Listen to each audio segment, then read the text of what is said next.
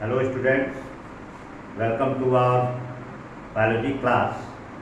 And students, in my previous lecture I discussed about spermatogenesis, the mechanism of spermatogenesis, that how in case of males the seminiferous tubules which are lined by germinal epithelium and the germ cells present in the germinal epithelium, they divide by mitosis as well as meiosis cell division to form spermatids. And further what happens, these spermatids, they undergo transformational changes, means transformation of spermatids takes place and they are changed into spermatozoa or sperm.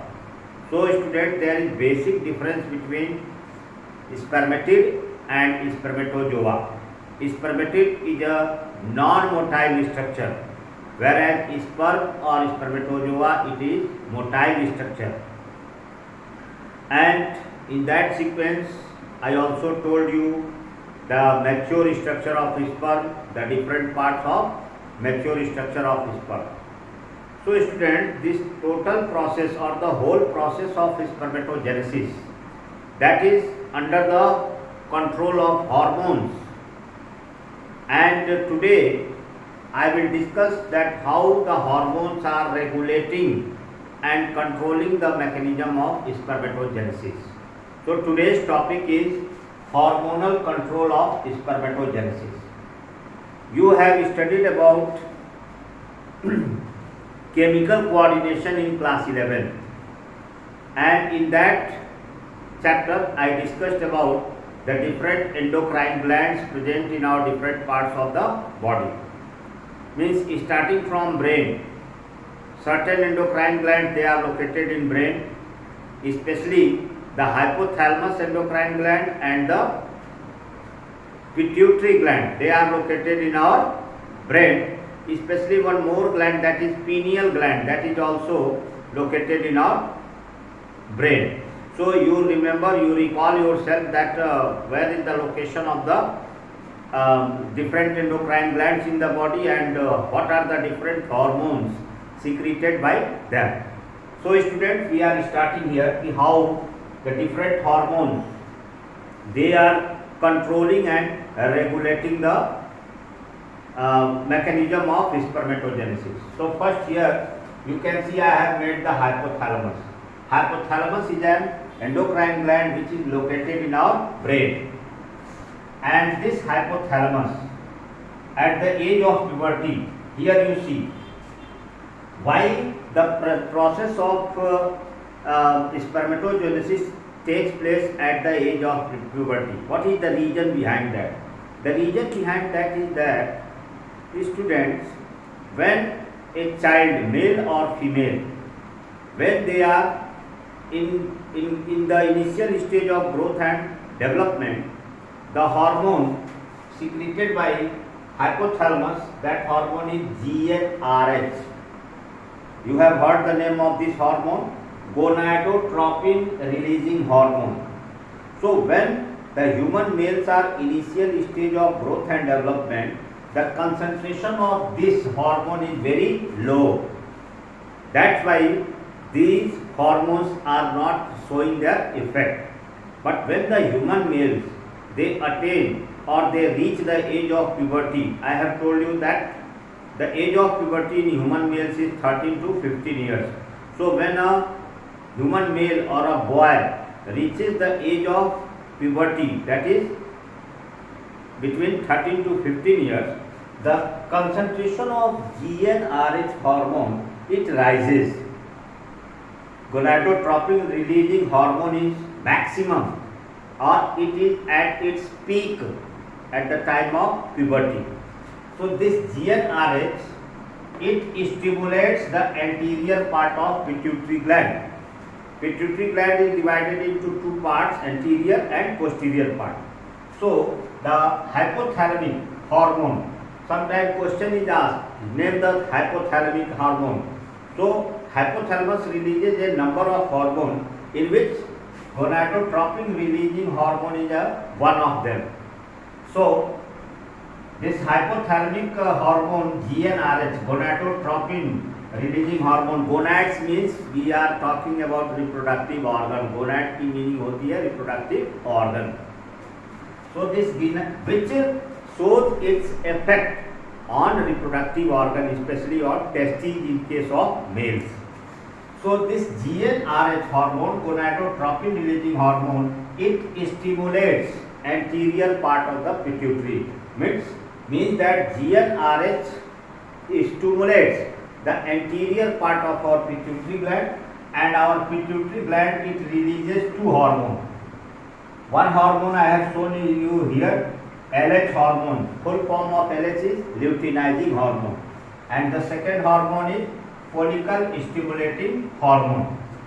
So LH means luteinizing hormone and FS means follicle stimulating hormone. These two hormones are released by anterior part of pituitary. Now this LH hormone, it shows its effect on Leydig cells. Leydig cells are also known as interstitial cells. So if you want to know the effect of LH hormone and FS hormone, so here one trick is there. L means Leydig cell. Luteinizing hormone, from L you can mark Leydig, and from FSH, S means Sertoli cell.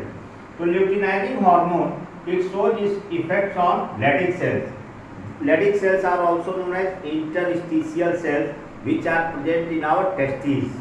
So the interstitial cells or Leydig cells, they are present in seminiferous tubules of our testes, and there Leydig hormone, this Leydig cell become endocrine in nature, and they secrete a hormone androgen, especially testosterone, androgen or testosterone. On the other hand, the follicle stimulating hormone, it acts on Sertoli cells. So these two hormones, LH and FSH, they are showing their effect, or they are showing their influence over Leydig cell and Sertoli cell. Leydig cells, they secrete androgen class of hormones, especially testosterone, whereas Sertoli cells, they show their effect, means testosterone and release of Sertoli cells, they help in spermiogenesis, or you can say they help in spermatogenesis and in spermiogenesis. Spermiogenesis, I have explained you that transformation of spermatid into sperm or spermatozoa is known as spermiogenesis. So the Sertoli cells, the secretion of Sertoli cells and the androgen or testosterone hormone, they help in spermiogenesis. At the same time, student, Sertoli cells release another hormone that is known as inhibin. This hormone is known as inhibin. So here you can see, here positive effect is there. I am making positive sign here. Positive effect means the secretion of androgen and the secretion of Sertoli cells, they are helping in process of spermatogenesis and spermiogenesis. So it is a positive effect. We call it as positive feedback. Understood?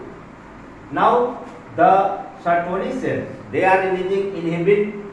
So when inhibin is secreted by Sertoli cells, this inhibin, it affects or it controls or regulates anterior part of pituitary, and it has negative effect.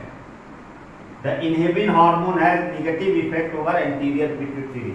Negative effect in the sense that when inhibin concentration rises, the anterior part of our pituitary gland, it stops releasing LH hormone and FSH hormone, and the formation of sperm or spermatozoa, that process is stopped. Means the transformation of spermatid into sperm or spermatozoa, that is effect, stopped. Means it is inhibited by the influence of inhibin hormone, which is secreted by Sertoli cells. So student, you remember the function of inhibin hormone, that what is it is showing negative effect over the mechanism of spermatogenesis.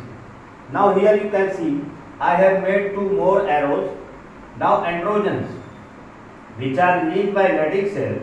Androgen, when concentration of androgen hormone rises, then it also have a negative effect over anterior pituitary as well as on hypothalamus, means negative effect. I have made here negative sign. So androgen, as soon as the concentration of androgen increases, then it has a negative effect over anterior pituitary, means from both sides. Means one side inhibin is inhibiting or controlling the process of spermatogenesis, other side androgen concentration of. So these symbols are known as negative feedback, and this symbol is showing positive feedback. Negative and positive feedback means if one is initiating or is stimulating the process, it is starting the process, and negative feedback means the other one is, or their concentration is inhibiting the process or controlling and regulating the process. So students, in this manner the process of spermatogenesis, that is controlled and regulated by different hormones. So you can go through it, you can draw this diagram, go through your NCERT textbook. Hormonal control is given there, and other things I will discuss in my next lecture. Okay, thank you.